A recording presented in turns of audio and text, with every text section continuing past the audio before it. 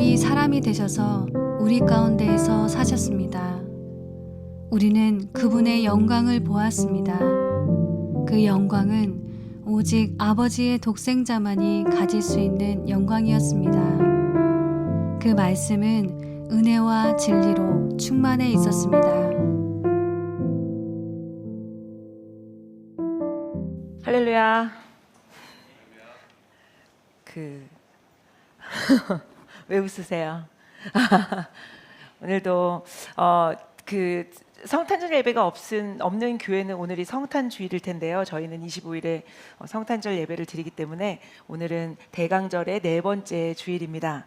어떻게들 지내셨는지 4주 동안 예수님을 묵상하시면서 지내셨습니까?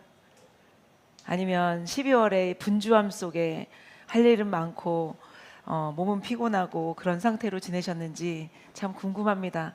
그렇지만 하나님께서 매년 이렇게 대강절을 통해 우리에게 주시는 은혜가 분명히 있을 것이라 믿습니다.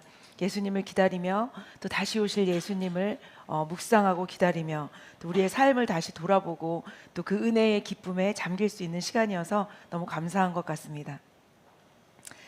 사랑하는 성도 여러분,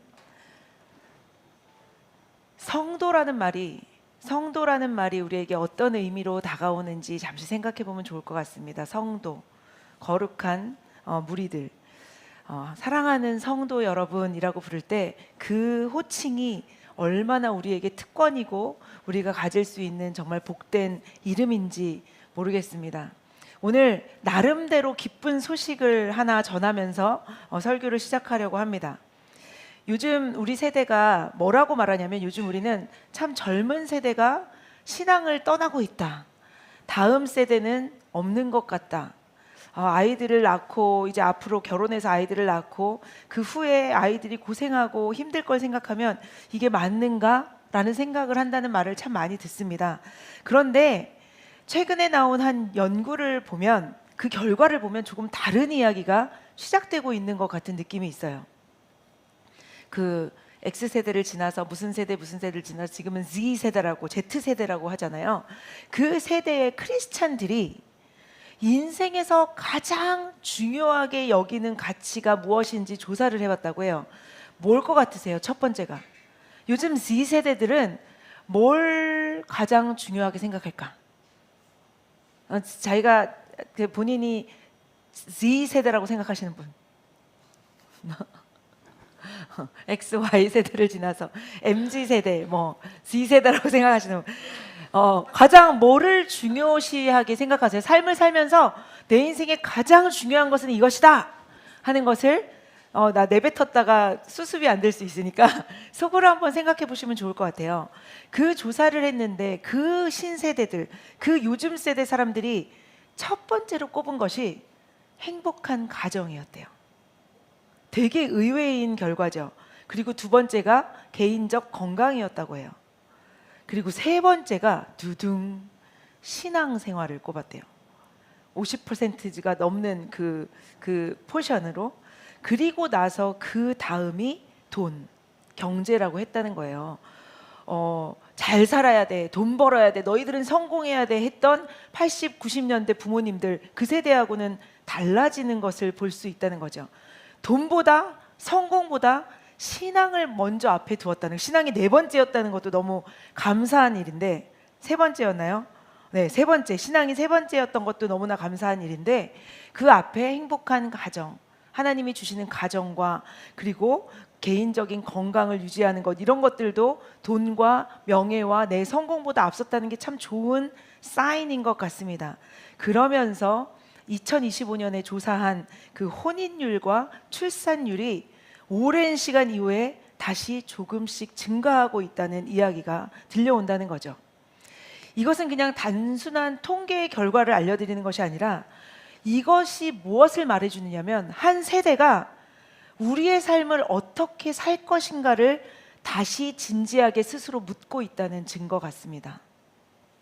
지나봤더니 돈 하는 세대도 지나보고 성공 명예 다 지나봤더니 이건 아니더라 하는 부모님 세대를 보면서, 어른들의 세대를 보면서, 그 어른들의 세대에 마음에 안 드는 부분들을 보면서 다시 가정이 중요하지, 건강도 중요하고 그리고 신앙생활이 중요하지. 이게 돈과 명예보다는 중요하지라는 생각을 조금씩 다시 시작하고 있다는 거죠. 잘 먹고 잘 살고 더 많은 것을 가지는 삶보다 다시 소중하게 함께 사는 삶을 여기기 시작했다는 거죠. 함께 사는 삶을 다시 중요하고 가치 있고 소중하게 여기기 시작했다는 말입니다. 싹이 트고 있는 느낌이에요. 자, 혼자 잘 되는 삶보다 관계 안에서 잘 살아가는 삶, 그리고 의미 없이 성공하는 삶보다 가치 있는 삶을 갈망하고 있다는 증거가 될 수 있을 것입니다. 그리고 저는 이 흐름이 우연한 것, 결코 우연이 아닐 것이라고 믿습니다. 왜냐하면 성경에서 말하는 복음의 방향도 바로 여기에 있기 때문입니다. 오늘 본문은 이렇게 말씀합니다. 말씀이 사람이 되셔서 우리 가운데 사셨습니다. 자, 말씀이 사람이 되셔서 우리 가운데 사셨습니다라고 말씀해요. 말씀 보여주시면 잘 읽어보시면 이 한 절의 말씀에 의미를 많이 담고 있는 단어들, 프레이즈들이 있습니다. 말씀이 사람이 되셔서 우리 가운데 사셨습니다. 하나님은 멀리서 명령만 하는 하나님이 아니라 함께 사는 방식으로 우리에게 오신 분이시라는 거죠. 이 세대가 다시 함께하는 삶을 갈망하고 있다면 성탄의 복음은 지금도 여전히 가장 현실적인 기쁜 소식이 된다는 것이죠. 자, 첫 번째로 우리가 찾아온 의미는 무엇이나, 은혜는 무엇이나, 우리가 지금까지 계속해서 9주, 8주 동안 은혜를 이야기했잖아요. 8주 동안 Finding Grace라는 여정을 걸어오면서 여러분들에게 은혜라는 말이 얼만큼 다가왔는지 한번 생각해 보면 좋겠어요.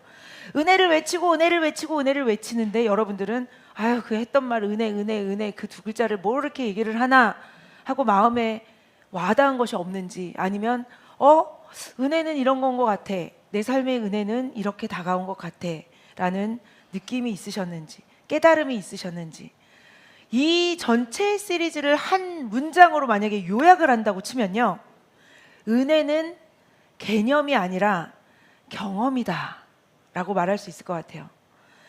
우리는 먼저 은혜의 근원을 보았고요, 하나님이 우리를 먼저 선택하시고 기억하시고 먼저 약속을 지키신 이야기를 들었습니다. 그리고 우리는 은혜가 언제 어떻게 작동하는지도 또 보았죠. 모든 것이 잘 될 때만이 아니라 길을 잃은 자리에서, 실패와 상실과 내가 또 쉐임풀한 부끄러운 자리에서도 은혜는 멈추지 않고 열심히 일하고 있다는 것을 우리가 알았습니다. 또 은혜는 우리를 어떻게 변화시키는지도 보았습니다.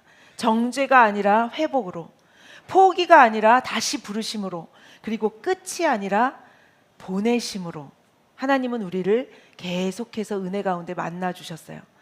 그렇게 우리는 지금까지 은혜가 무엇을 하는지, 은혜가 무엇인지, 은혜가 어떻게 우리 삶에 작동하는지를 보았습니다. 그런데 오늘 이 9번째 주일에서 이 시리즈의 흐름이 슉 바뀝니다. 흐름이 분명히 바뀌어요. 오늘 본문은 더 이상 은혜가 무엇을 해주는가, 무엇을 하는가를 말하지 않습니다. 오늘 본문은 이렇게 말합니다. 은혜는 무엇, something이 아니라 누구, someone이었다는 거죠. 은혜는 어떤 것, 어떻게, 무엇을, 이것을 강조하는 것이 아니라 은혜는 결국 누구, someone이었다는 거예요. 자, 은혜는 개념이 아니라 인격입니다. 요한복음 1장 14절은 성경에서 가장 잘 알려진 성탄의 본문 중에 하나입니다. 말씀이 사람이 되셔서 우리 가운데 사셨습니다라고 얘기해요. 말씀이 사람이 되셔서 우리에게 오셨습니다로 끝나지 않고 우리 가운데서 어떻게 하셨다고요? 사셨다고. 우리는 너무 이 말씀을 익숙한 성탄의 문장으로 듣고 있습니다. 하지만 이 문장이 담고 있는 무게는 가볍지 않다는 거죠. 이 말은 단순히 하나님이 인간이 되셨어요, 신기한 기적적인 사건 하나를 이야기하는 말이 아닙니다. 이 말씀은 이렇게 말하는 거예요. 하나님은 더 이상 율법과 명령으로만 우리를 다루시는 분으로 남아 계시기를 원하지 않으셨다는 거예요. 율법과 명령만 내려놓고 너네 이대로 살아, 안 되면 죽음, 하면 나와 함께, 이게 아니라 하나님은 그렇게 설명과 율법과 지시로만 살아 계시기를 원하지 않으시고 원리로만 이해되기를 원하지 않으셨고 결국 교제 속에서, 교리 속에서 갇혀 있지 않은 교제 속으로 나오고 싶어 하시는 분이셨다는 거죠. 교리 속에 갇혀 있기 원하는 하나님이 아니셨다는 거예요. 그래서 하나님이 선택한 길, 직접 사람이 되셨다는 거죠. 은혜는 어떤 감정을 느끼는 것이 아니라, 은혜는 어떤 교리가 아니라, 상황이 조금 나아지는 하나의 경험도 아니라, 은혜는 한 분의 인격이었다는 것입니다. 그래서 우리가 지금까지 찾아온 은혜는 느껴지는 무엇이 아니라 만나지는 누구가 되는 것입니다. 은혜 받았어요. 은혜를 느껴요. 은혜 안에 있어요. 그렇게 느끼는 감정이 아니라 우리는 그 은혜를 만나지는 someone이 되게 하나님이 만들어 주셨다는 거죠. 우리를 만나러 오신 한 분, 그분. 그런데 이렇게 말하다 보면, 이렇게 얘기를 쭉 가다 보면 이런 질문이 생깁니다. 목사님, 아까 은혜는 경험이라고 하지 않으셨나요? 은혜는 경험이라고 얘기하셨잖아요. 맞지요. 은혜는 분명히 경험입니다. 하지만 우리가 말하는 경험은 어떤 느낌의 경험을 말하는 것이 아닙니다. 이 성경이 말하는 경험은 무엇인가를 느꼈다는 말이 아니라 누군가를 만났다는 그 경험을 말한다는 것이죠. 누군가를 만났다. 스쳐 지나가는 은혜의 감정이 아니라 우리 삶 가운데로 들어오신 예수 그리스도를 만나는 사건이라는 것입니다. 그래서 은혜는 경험이 맞습니다. 하지만 그 경험의 중심에는 언제나 한 분의 인격이 존재하고 있다는 것이죠. 여러분이 말하는 나 은혜 받았고 은혜를 누린다고 하는 그 중간에, 그 가운데에 한 분의 인격이 항상 존재한다는 것입니다. 그래서 은혜는 경험이지만 결코 추상적인 경험, 멀리서 느껴지는, 아련하게 느껴지는 그런 경험이 아니라는 것이죠. 은혜는 만남으로 경험된다는 것을 기억하시기 바랍니다. 자, 한 문장으로 정리하면 은혜는 경험이라는 거죠. 그러나 그 경험의 중심에는 언제나 한 분이 계시다는 것입니다. 자, 은혜는 멀리서 돕지 않으시고 말씀이 사람이 되시는 그 기적적인 일을 행하십니다. 말씀이 사람이 되셨다라는 말은 하나님이 인간의 조건을 기꺼이 선택하셨다는 거예요. 배고픔을 아는 몸, 피곤함을 아는 몸, 눈물을 흘릴 수 있는 몸, 오해받을 수 있는 몸, 그리고 상처받을 수 있는 몸. 하나님은 우리의 삶을 멀리서 고쳐주기를 원하지 않으셨고요. 직접 우리의 삶으로 들어오는 방식을 택하셨다는 거예요. 은혜는 우리 삶의 문제를 해결하기 전에, 우리의 삶의 문제를 해결해 줄게, 너희의 삶의 문제를 해결해 줄게 라고 하시기 전에 내가 너의 삶에 들어갈게 라고 하셨다는 거예요. 우리의 아픔이 있는 자리, 혼란이 있는 자리, 그리고 믿음이 흐릿흐릿해진 자리, 기도가 꽉 막혀버린 그 자리, 은혜는 그 자리를 피해가지 않고 그 안으로 스며 들어오셨다는 것입니다. 은혜는 우리를 스쳐 지나가지 않는 거예요. 본문은 이렇게 말씀합니다. 우리 가운데 사셨습니다. 우리 가운데 사셨습니다. 이 말은 예수님이 잠깐 머물러 갔다가 살다가 가셨다는 것이 아니에요. 하룻밤 머물렀다가 가셨다는 이야기가 아닙니다. 이 사셨다, 우리 가운데 사셨다라는 말의 원래 뜻은 거처를 정하다, 텐트를 치다, 이런 말이 있습니다. 텐트 치는 거 굉장히 즐겁고 좋아하시는 분이 계시죠? 텐트를 친다는 거, 우리는 텐트를 하루 쳤다가 그 자리에서 거두고 다시 집으로 돌아오지만 그런 의미가 아니라는 거예요. 아예 거처를 그곳에 정했다는 뜻을 가지고 있다는 거죠. 텐트를 치고 짐을 풀고 함께 살기로 결정하셨다는 거예요. 그러니까 은혜는 어떤 날에, 내가 성령이 충만한 날에 하루 잠깐 느꼈다가 사라지는 이벤트 같은 것이 아니라는 것입니다. 우리는 은혜와 함께 살기로 결정하신, 우리와 함께 살기로 결정하신 그 결정에서 시작되었다는 것입니다. 그래서 우리는 그 은혜와 살기로 결정하게 된다는 것이죠.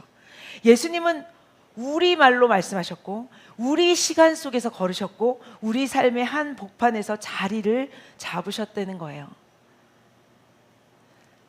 먼저 설명하기보다, 문제를 해결하기보다 해결책을 먼저 들이민 것이 아니라 그 은혜가 우리와 먼저 함께 계셨다는 것이 중요하다는 것입니다. 그 가족의 중요함을 언제 알게 되셨나요? 가족의 중요함은 아시기는 아시나요? 가족이 중요하죠. 남편이 중요하고 아내가 중요하고 자식들이 중요하고, 그런데 아이들에게 물어보면 우리 가족이 너무 소중해요 막 눈물 흘리는 애들이 있을까요? 뭐 가끔 어버이날 뭐 이런 날에 감정적으로 그러긴 하겠지만 정말 가정이 소중하다 느끼는 것은 언제일 것 같습니까?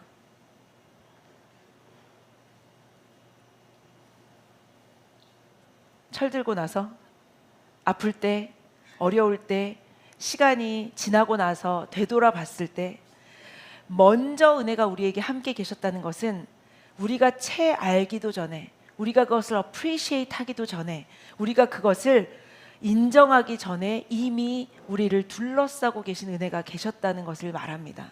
그리고 그것은 언젠가 우리가 철이 들고 우리가 언젠가 깨닫게 되는 날에 우리의 마음을 뜨겁게 만들어줄 그런 것이라는 거죠. 제가 사랑하는 어떤 목사님이 이런 말씀을 하셨어요. 항상 생각하고 기억하고 맞다고 생각하는 말인데요. 사역을 할 때는 일을 하려고 하면 안 돼. 제가 말씀드렸을 수도 있는데 사역을 하려고 할 때는 일을 하려고 하면 안 돼. 먼저 사랑하려고 해야 돼. 이 말씀을 굉장히 강조하셨어요. 어느 교회 담임 목사님으로 어떤 큰 교회에 어떤 분이 부임하시니까 큰 교회 가면 일하려고 하게 되는데 일하면 안 되는데 먼저 성도들 하나하나를 사랑하려고 해야 되는데 이런 말씀을 또 하신 적도 있어요. 근데 제가 오랜 평생을 한 건 아니지만 사역을 하다 보니까 그 말이 진짜 진리인 이유는요, 하나님이 사역을 맡기시기 전에, 어떤 공동체를 맡기시기 전에, 그 미니스트리를 하게 하시기 전에 먼저 사랑하는 마음을 주세요. 내가 사랑하려고 해야지 하기도 전에 하나님이 그 사랑하는 마음을 먼저 주신다는 거예요. 그마저도 내가 하는 게 아니더라는 거죠. 그렇게 은혜는 우리 가운데 거하시면서 우리의 삶을, 우리의 영혼을 사랑하고 계셨다는 것입니다. 자, 이 은혜를 누리고 은혜 진리 안에 사는 것, 이것은 예수 안에서만 가능한 균형이라는 것입니다. 본문은 이렇게 말합니다. 그 말씀은 은혜와 진리로 충만해 있었습니다. 이 문장이 얼마나 중요한 균형을 보여주는지 가만히 보세요. 만약에 은혜만 있고 진리가 없다면 어떻게 될까요? 그거는 마치 우리 어린아이가 위험한 길로 가고 있는데 괜찮아, 다 이해해, 네가 그거 만지고 싶겠지, 위험한 길 가고 싶겠지, 아무 말도 하지 않은 부모와 같게 된다는 것이죠. 따뜻해 보이지만 사실은 아이를 방치하게 되는 거예요. 위험으로 가게 놔두는 거예요. 반대로 진리만 있고 은혜가 없다면 어떻게 될까요? 그거는 어떻게 보면 환자를 보기는 보는데 그 아픔을 보지는 않고 이런 증상, 이런 상태, 오케이, 이런 진단만 던지고 돌아서 버리는 차가운 의사와 같게 된다는 것이죠. 어떻게 보면 그 의사의 진단과 그 의사의 파악이 맞는 말일 수는 있지만 그 말이 사람을 살리지는 못하게 된다는 것입니다. 은혜만 있으면 우리는 쉽게 흐려지게 되고 진리만 있으면 우리는 쉽게 차가워진다는 거예요. 그런데 예수님은 다르시죠. 어떻게 다르냐면요, 예수 안에서는 은혜와 진리가 함께 움직이게 된다는 것입니다. 예수의 진리는 사람을 밀어내지 않습니다. 내가 틀렸다, 네가 틀렸다 라고 말하기 전에 내가 너와 함께 있다 라고 말씀하신다는 거예요. 너 잘못하고 있다 말하기 전에 그 너의 연약함 가운데 내가 너와 함께 있다 라고 말씀하신다는 거죠. 그래서 예수의 은혜는 사람을 방치하지 않습니다. 괜찮아 라고 위로는 하시지만 그 괜찮아로 끝나지 않고 이제 일어나자 라고 손을 내미시는 분이시라는 거예요. 그래서 예수님은 우리를 있는 그대로, 그냥 우리의 있는 그 모습대로 안아주시지만 그 자리에 그대로 두지는 않으신다는 것입니다. 예수님은 정죄함으로 사람을 묶어두지 않고 회복으로 사람을 자유케 하시고 일으켜 세우시는 분이시라는 거예요. 그래서 우리가 은혜 시리즈를 얘기하면서 이렇게 말씀드렸죠. 은혜는 정죄로 끝나는 것은 은혜가 아니라는 거예요. 항상 회복으로 이루어진다, 이어진다는 것입니다. 그래서 말씀이 사람이 되셨다는 것의 진짜 의미, 이것이 성탄의 제 정의가 되는 것인데, 우리는 흔히 이렇게 말해요. 하나님이 인간이 되셨다. 이것이 성탄의 기쁨이다. 맞는 말이죠. 그런데 이 요한복음 1장 14절이 우리에게 말하는 것은 그거보다 더 깊은 미닝이 있다는 거예요. 말씀이 사람이 되셨어요. 맞아요. 그런데 우리 가운데 사셨다는 것입니다. 우리 가운데 사셨다는 거예요. 이 말은 단지 하나님이 우리의 몸을 입으셨다는 기적을 말하는 것이 아니라 하나님이 우리를 대하는 방식을 아예 바꾸어 주셨다는 거예요. 이제 멀리서 말씀만 하시고 명령만 하시는 분이 아니라 우리 삶 속에 들어와 우리와 함께 살아내시는 분이 되셨다는 것. 그래서 성탄은 하늘의 사건이 아니라 우리의 현실 속으로 들어온 이 땅의 사건이 되는 것입니다. 그리고 우리는 그 땅에 살고 있는 것이죠. 자, 이렇게 이야기를 할 때 여기서 질문이 남습니다. 그러면 그 예수 그리스도는 지금 어디에 계시냐는 거예요. 뭐 성경으로 말씀하면 하나님 우편에 앉아 계시고 하나님 앞에 우리를 중보하고 계시고, 우리가 그 얘기 다 나누었어요. 그런데 그 예수 그리스도가 지금 이 땅의 사건이었다면 지금 어디에 계시냐는 거죠. 말씀이 사람이 되셨다면 그 예수 그리스도가 지금은 어디에 계시냐는 거예요. 예수님은 2000여 년 전에 예루살렘 베들레헴에서 사람이 되셨다가 역사 속으로 사라지신 분이 아닙니다. 그 베들레헴에서 일어난 그 역사, 그 사건만이 아니라는 것입니다. 성경은 분명히 말씀을 하는데 그 말씀이 사람이 되셨고 그 사람 되신 예수 그리스도는 지금도 우리와 함께하고 계시다는 거예요. 지금도 우리와 함께하고 계심을 믿으십니까? 다만 그 방식이 바뀌었다는 것뿐이라는 거예요. 여러분, 하나님이 우리와 함께 하시고 예수님은 우리와 함께 하세요. 다 알아요. 왜 자꾸 반복을 하세요? 그렇지만 모르시는 것 같아서 계속 얘기하는 거예요. 이것이 삶으로 느껴지느냐 하는 거예요. 요한복음 1장에서 말씀이 육신이 되어 우리 가운데 사셨던 그 예수님은 요한복음 후반부로 가면요, 이렇게 말씀하세요. 내가 너희를 고아와 같이 내버려 두지 않겠다. 내가 다시 너희에게로 오겠다. 그런데 예수님은 다시 오시는 방식을 분명하게 설명해 주신다는 거죠. 성령을 보내주시겠다 라고 말씀하신다는 거예요. 그리고 그 성령께서 예수님이 하신 말씀도 기억나게 하시고 깨닫게 하시고 우리에게 어떻게 가야 할 바도 알려주시고 우리 삶 속에서 살아서 운동하고 계실 것이라고 분명히 말씀하셨다는 거예요. 이 말은 무엇을 뜻하냐면요, 예수님은 이제 더 이상 눈으로만 보고 손으로만 만질 수 있는 방법으로 우리와 함께 계시지 않는다는 거예요. 대신 말씀을 통해 우리와 함께 계시다는 것이죠. 말씀이 육신이 되셔서 이 땅에 오셨었는데 그 말씀 그 자체가 이제 우리와 함께 거하고 있다는 거예요. 성경은 처음부터 예수님을 말씀을 전하신 분이라고 전하지 않고요, 증거하지 않고 말씀 그 자체라고 말하기 때문입니다. 태초에 말씀이 계셨고 그 말씀이 곧 하나님이셨고 그리고 그 말씀이 육신이 되어 우리 안에 거하셨던 그 분. 그러니 예수님이 지금 말씀 안에서 우리와 함께 계시다는 말은 비유가 아니라 성경이 말하는 정체성의 이야기가 된다는 것입니다. 그리고 부활하신 이후에도 예수님은 제자들을 통해 만나시고 말씀을 통해 만나시고 엠마오로 가는 제자들이 예수님의 얼굴도 못 알아봤는데 나중에 어떻게 얘기해요? 말씀이 풀릴 때 우리 마음이 뜨겁지 않았더냐. 예수님은 말씀을 통해 계속해서 그들과 함께 계셨다는 거예요. 그래서 그 말씀이 글자로만 남아있지 않도록 하신 분, 그게 성령님의 사역을 나타낸다는 것입니다. 너무나 중요한 사실이에요. 만약에 말씀이 책 속의 글자나 문자로만 남아 있다면 그것은 여전히 히스토리일 뿐입니다. 과거의 기록일 뿐이에요. 만남이 되지가 않아요. 그래서 하나님은 말씀을 말씀 그대로 남겨놓지 않으시고 성령님을 보내주셨다는 거죠. 성령님은 새로운 말씀을 더해내는 분이 아니라 이미 주신 그 말씀을 우리에게 깨닫게 하는 분이라는 것입니다. 여러분, 가족의 소중함도 여러분들 성령이 충만하면 느껴지게 되실 줄 믿습니다. 말씀의 소중함이 성령님이 우리에게 임하셔서 그 말씀을 풀어내 주셨을 때 어떻게 된다고요? 우리 마음이 뜨겁게 될 줄로 믿습니다. 말씀을 읽기 어려운 이유는요, 문자적으로만 읽기 때문이에요. 이해하려고 노력하시기 때문이에요.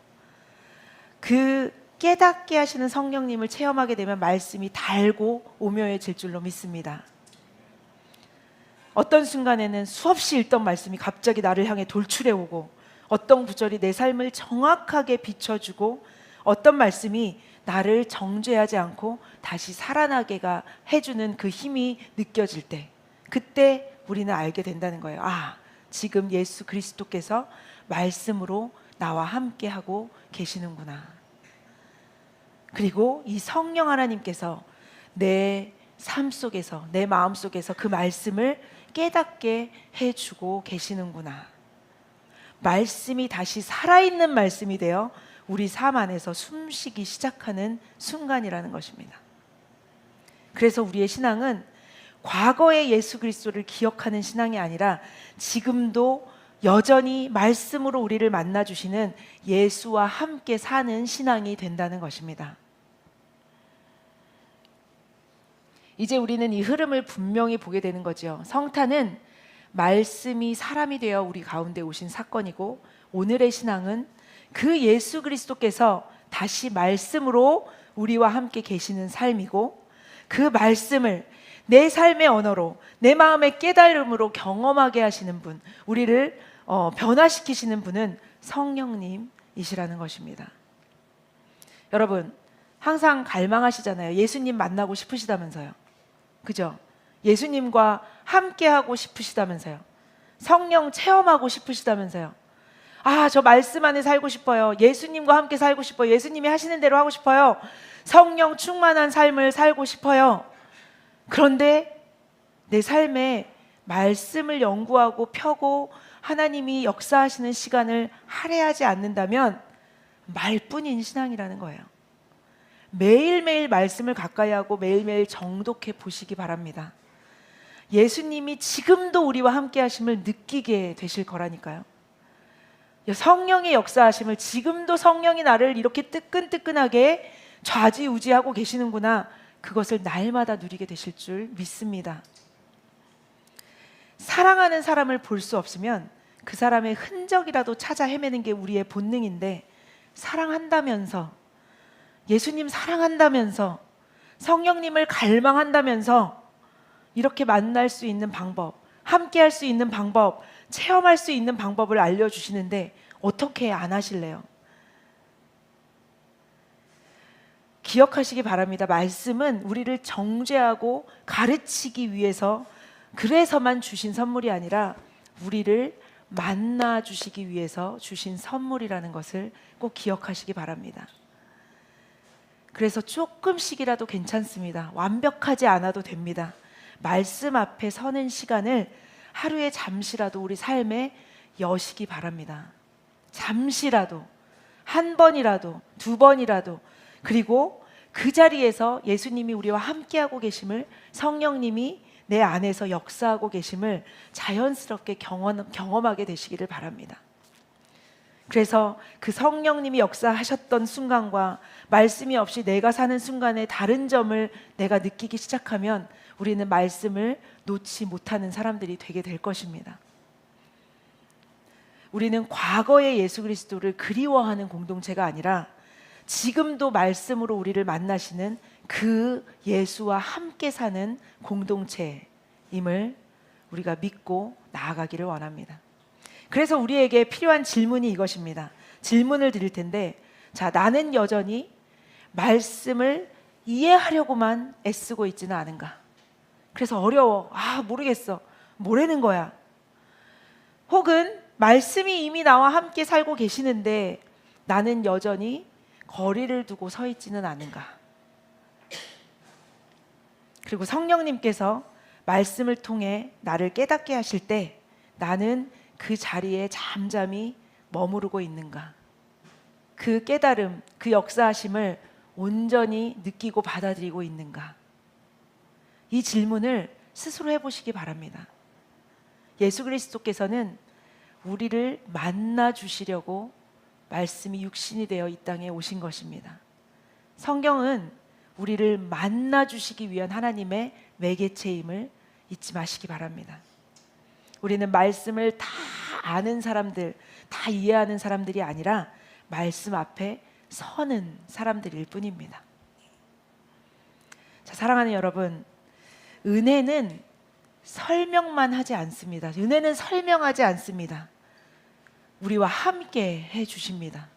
은혜는 그저 우리를 둘러싸고 우리 안에 존재하고 있는 것이지 설명하는 것이 아니라는 거죠. 오늘 우리는 말씀을 더 이해하려고 이 자리에 있는 것이 아니라는 것입니다. 우리는 말씀 앞에 서기 위해, 그 말씀과 함께하기 위해, 그 말씀 대신 예수 그리스도와 함께하기 위해 이 자리에 부르심을 받은 것을 믿으시기 바랍니다.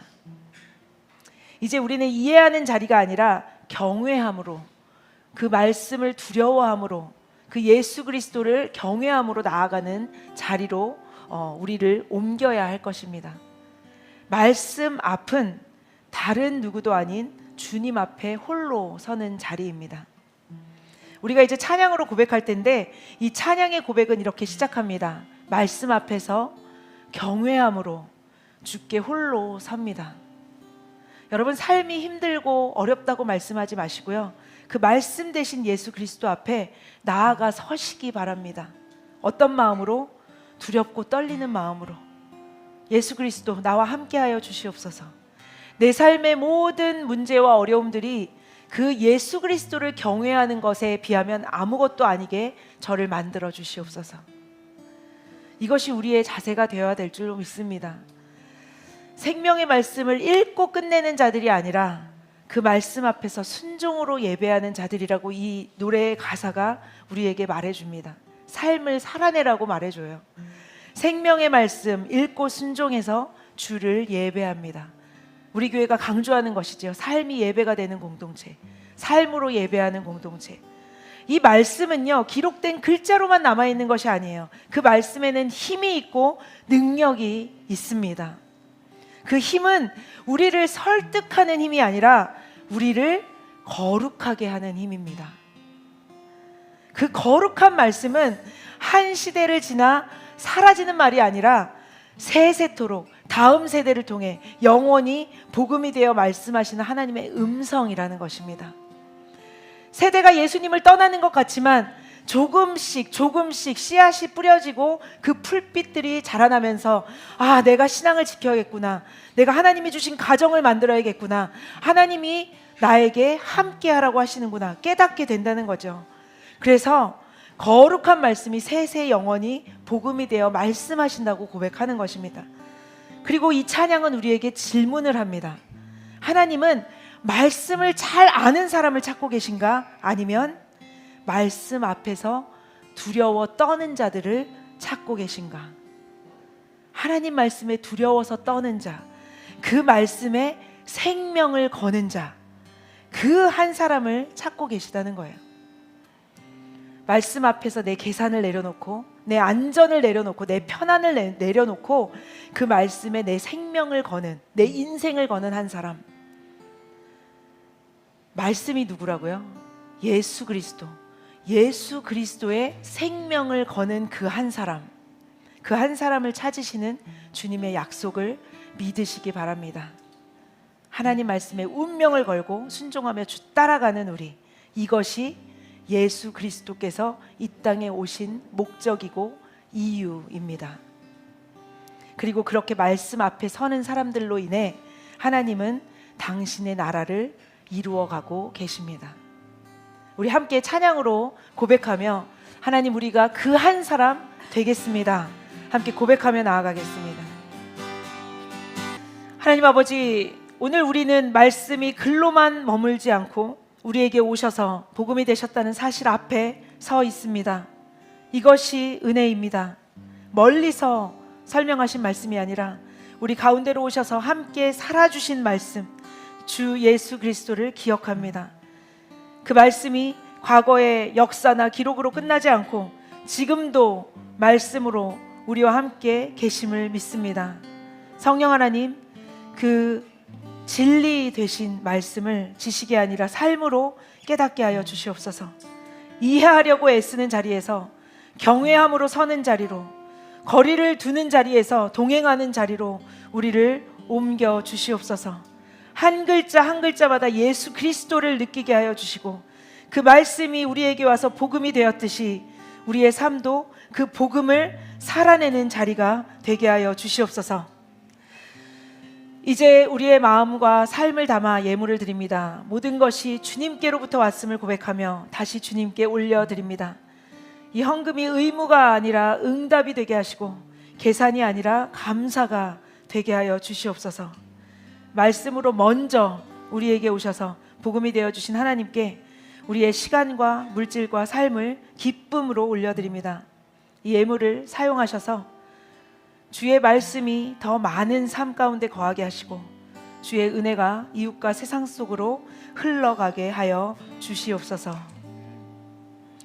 이제는 말씀이 육신이 되어 우리 가운데 거하신 주 예수 그리스도의 은혜와 그 말씀이 우리에게 오셔서 복음이 되게 하신 하나님 아버지의 큰 사랑과 오늘도 살아 역사하여 우리의 마음과 삶을 깨닫게 하시는 그 성령 하나님의 교통하심이 이제 말씀과 함께 살아가며 순종함으로 예수 그리스도와 동행하길 원하는 모든 더 스토리인들 위해, 그리고 이 성탄의 기쁜 소식을 믿지 않는 자들에게 전하는 세계에 있는 모든 선교사님들의 사역과 삶 위에 지금부터 영원토록 함께 하시기를 간절히 축원하옵나이다. 아멘.